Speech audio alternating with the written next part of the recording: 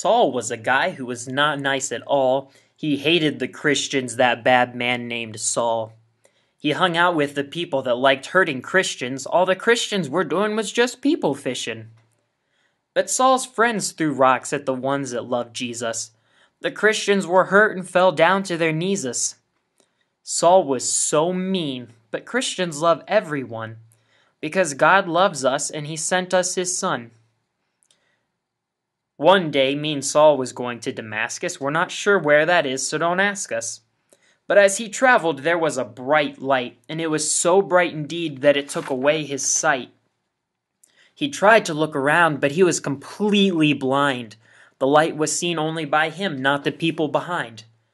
From the light spoke Jesus. Saul heard his voice. Jesus said, "Saul, you are making a terrible choice. Why are you hurting the people that love me? You must stop hurting them if you ever want to see."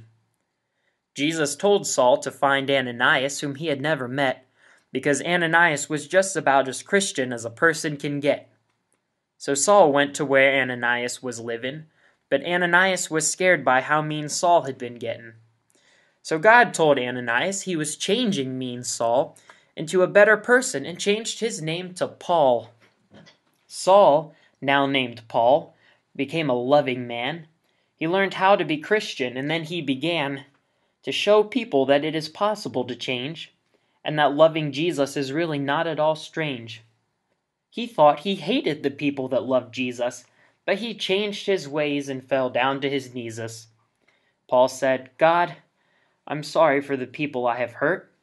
So Ananias baptized him, washing away the dirt.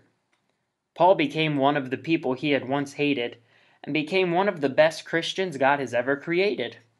Paul, that new guy, yeah, he turned out all right. Because he turned good, God gave back his sight. Which was great, because he wrote a whole bunch of letters. Once he learned to love Jesus, he felt so much better.